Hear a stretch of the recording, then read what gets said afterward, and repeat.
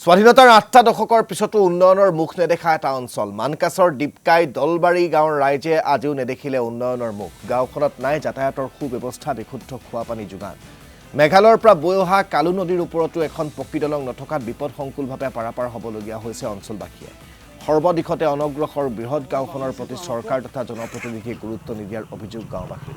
গাঁওখনৰ লোকসকলে নদীৰ পাৰত গাঁত খান্দি সংগ্ৰহ কৰিবলগীয়া হয় খোৱা পানী অঞ্চলটোত জলজীৱন আঁচনিও ঢুকি নোপোৱাত অঞ্চলবাসী ৰাইজৰ মাজত সৃষ্টি হৈছে ক্ষোভৰ এই সন্দৰ্ভত আমাক সবিশেষ জনাব হাবিবুল ইছলাম বৰ্তমান মই উপস্থিত আছো দক্ষিণ হালমাৰা মানকাছৰ জিলাৰ হাটছিংমাৰীৰ পৰা প্ৰায় 25 কিলোমিটাৰ নিলগত পানকাটা গাঁও পঞ্চায়তৰ এখন দুৰ্গম গাঁৱত আৰু গাঁওখনত আজিলৈকে নাই কোনো খোৱা পানী ব্যৱস্থা নাই যাতায়াতৰ ব্যৱস্থা আমি ইয়াৰ সামগ্ৰিক পৰিৱেশটো দেখুৱাইছো এই গাঁৱৰ ৰাইজে প্ৰায় ৩০ শতাধিক লোকে এই গাঁওখনত বসবাস কৰে কিন্তু লোকসকলৰ বৰ্তমানৰ পানী সংগ্ৰহ কৰা এয়া হৈছে একমাত্ৰ ৰাস্তা কাৰণ এনেদৰে যি কালো নদী সেই কালো নদীৰ ওচৰতে গাঁত খান্দি সেই গাঁতৰ পৰা পানী সংগ্ৰহ কৰি সেই পানী সেৱন কৰি প্ৰয়োজনীয় যি কাম আছে সেই কাম কৰিবলগীয়া হৈছে ইতিমধ্যে চৰকাৰে জিলাখনত প্ৰায় 200কৈ ওপৰত জলজীৱনৰ আঁচনি ৰূপায়ণ কৰিছে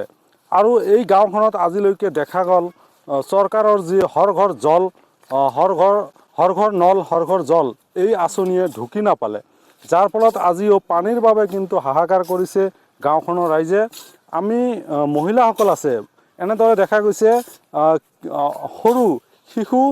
লগত লৈ আহি এনেদৰে পানী লৈ যাবলগীয়া হৈছে আৰু এই পানী লৈ বহু দূৰ খোজকাঢ়ি যাব লাগে আমি কথা পাতিম কি ক'ব আপোনাৰ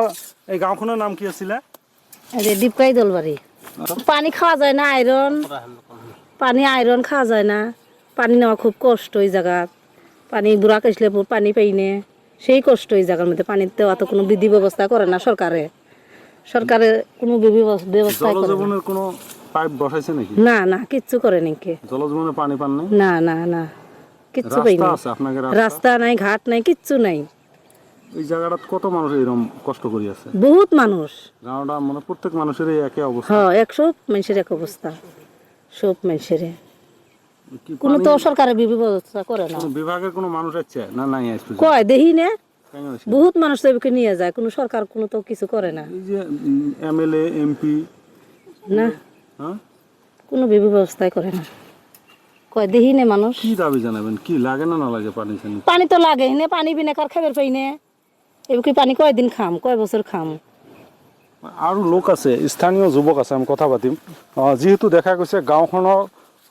বহু দুৰ্গম অঞ্চল হয় ইয়াত যাতায়াতৰ কোনো ব্যৱস্থা নাই পানীৰ ব্যৱস্থা নাই আজি এটা স্কুললৈ গৈছিলোঁ সেই স্কুলত যোৱাৰ পথ নাই এনেকুৱা দুৰ্গম অঞ্চল আমি কথা পাতিম এই ঠাইখনৰ নাম কি এই ঠাইখনৰ নাম হৈছে দীপকাই দলবাৰী আচলতে কি সমস্যা বৰ্তমান আপোনালোকৰ বৰ্তমান এইখন অঞ্চলত মেইনলি ক'ব গ'লে পানী আৰু ৰাস্তা ঘাট নাই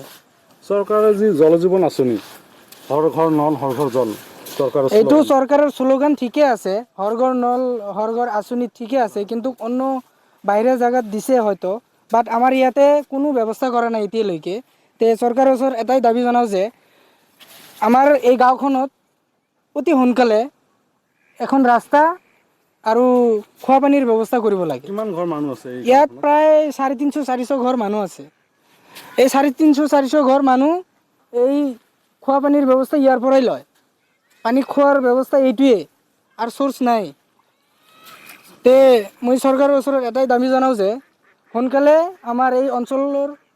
যিমান মানুহ আছে আৰু এই কিমান বছৰ ধৰি এনেকৈ কষ্ট কৰি মানে পানী সেৱন কৰি আছে বা সংগ্ৰহ কৰিছে যাতায়াত কৰিছে কিমান বছৰ ধৰি এনেকৈ কষ্ট কৰিছে হাবিবুল ইছলাম আপোনাক এই মুহূৰ্তত ধন্যবাদ জ্ঞাপন কৰিছোঁ